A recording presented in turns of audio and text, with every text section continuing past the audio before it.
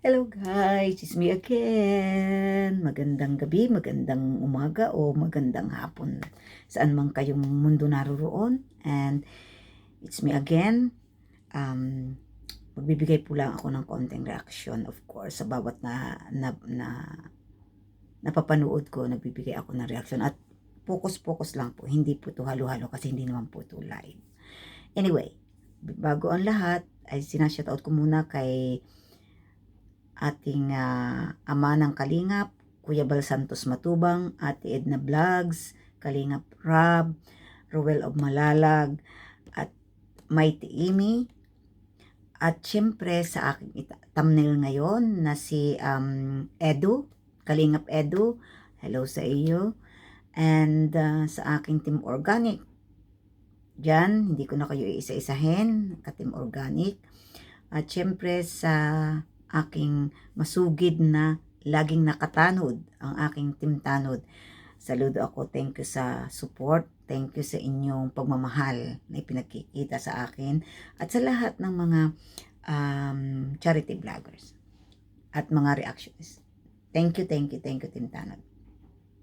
Ngayon ang aking umpisahan, kahapon po ay nagkaroon ako ng reaction ako kay Rochelle,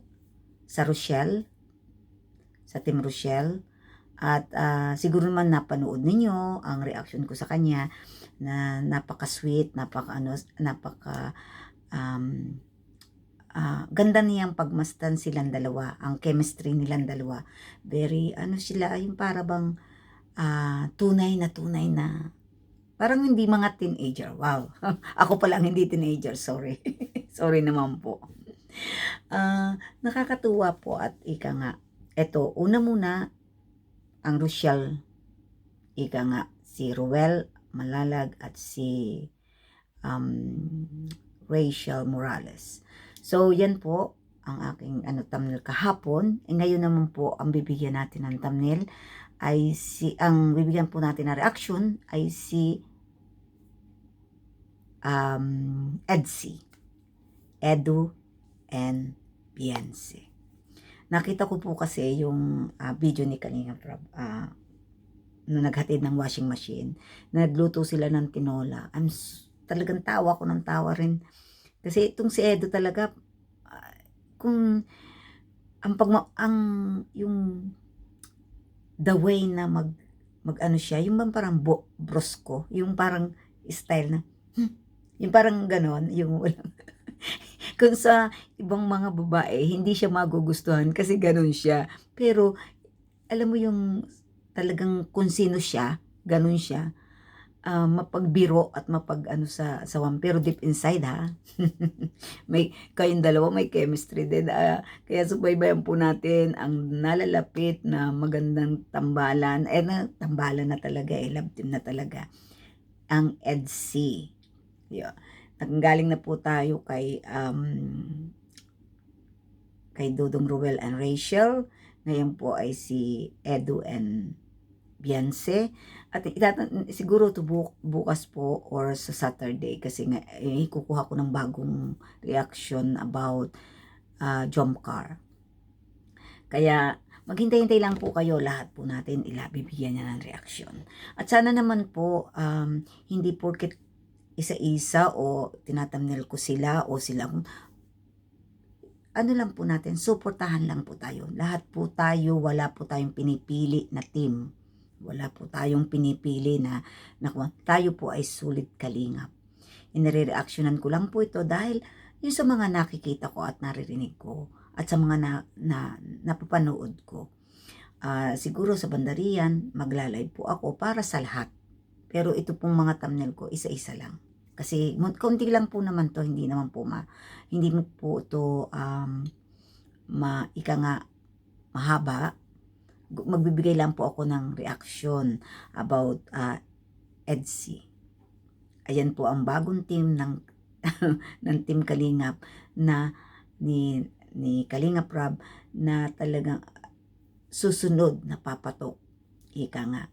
So, wala po tayong inaanuhan dito wala tayong nega, wala po tayong pinapanigan, wala po tayong kung sino lang po yung gusto sumuporta, pare-pareho ko po silang idol. Ika nga hindi, sa edad ko na buwang are, hindi na kailangang mag-idol, pero lahat ko po sila gusto.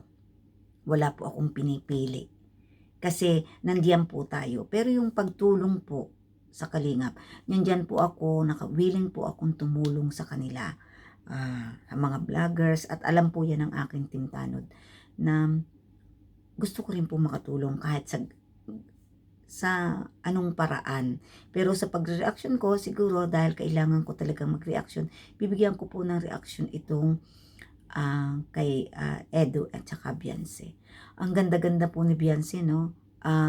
Lahat naman sila maganda, pero iba yung ganda, mapakamahiyain ni Beyonce. At kitang-kita yung kilig doon kay Edo. sorry Beyonce, but kitang-kita yun sa kanya. At ito naman si Edo, napaka-brusko ang dating, alam mo yung, bakit, anong kumusta na? Sabihin mo, anong tumingin ka sa akin? Alam mo yun, yung mga ganun, na the way ng siyang pagsalita ay parang, hindi naman pinaiya, kundi para maging natural ang katambal niya o ang kapartner niya. Tinutulungan niyang maging natural, maging umarap sa camera, maging natural, hindi nahiya. Pero siyempre, bago pa lang naman si Beyonce, kaya medyo ingat na ingat pa, at saka talagang laging nakangiti, pero sa gilid siya nakangiti. Hindi siya makaharap kay Edo. But anyway, yun po ang napakaganda na simulain ng kanilang tambalan. At syempre, salamat po sa mga sponsor na Edo, salamat sa sponsor ng mga angels.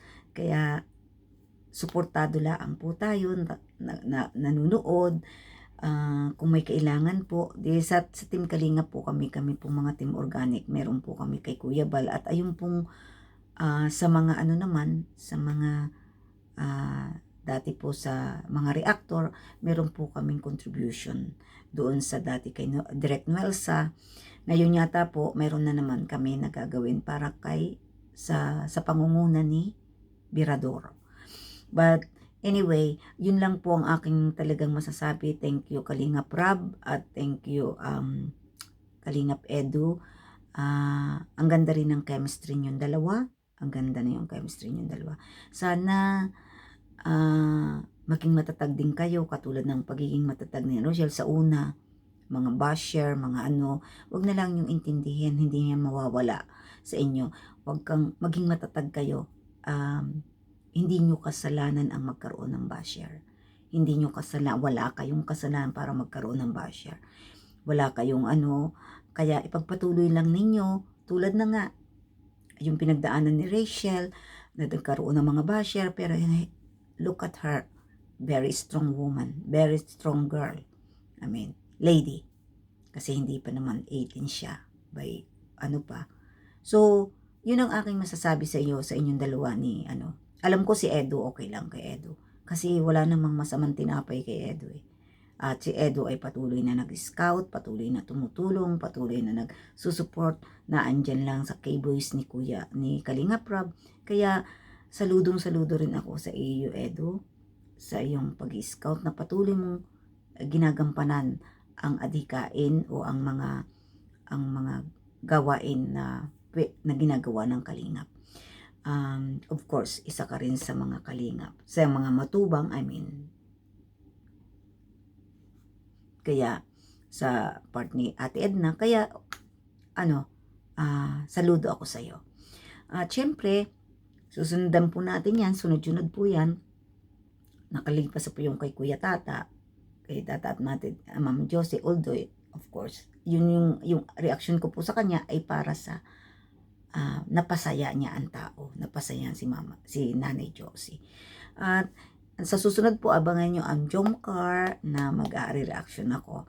At syempre, inuulit ko sa aking mga viewers na hindi Kalingap, antabayanan lang po, ang thank you sa suporta. Kahit hindi po ako nakakapag-reaction o nakakapag-live, nandyan po kayo sa akin. Alam ko po kayo nagwa-watch, at alam ko na kayo ay nakasuporta sa akin. Kaya salamat po. Salamat po sa mga sponsor, salamat po sa mga patuloy na nagsusuporta, lalo na po yung mga kaibigan, mga kasama ko sa Team Organic na tinutulungan niya ako. Kasi wala po akong alam dito, kundi magsalita lang. Pero yung pong mga ginagawa nilang paggawa ng thumbnail, thank you so much sa mga taong tumutulong sa akin. At syempre sa aking Team Organic at Team Tanod. Sa aking Team Tanod, salamat sa patuloy niyong pagsuporta sa akin. At ito lang po ang hangad din natin, ang makatulong sa kapwa, ang makatulong sa ating sa pagiging tayo ay lingap ng mahihirap, as much as possible na makatulong tayo. Hindi man po ako tunay na sponsor, but pwede rin po ninyo akong sabihan yon, at nariyan po ang katunayan ng Team Tanod. But still guys, wait for me o yung sa mga pag-games. Pag nag-live po ako, of course, hindi lang talaga totally games, pero reaction with games, screenshot, o para lahat tayo happy. Thank you po sa support, at syempre sa team what is the name? Tres and Rinel, talagang saludo ako sa inyo. Thank you so much. Sa mga supporting ni Susan Ayungin,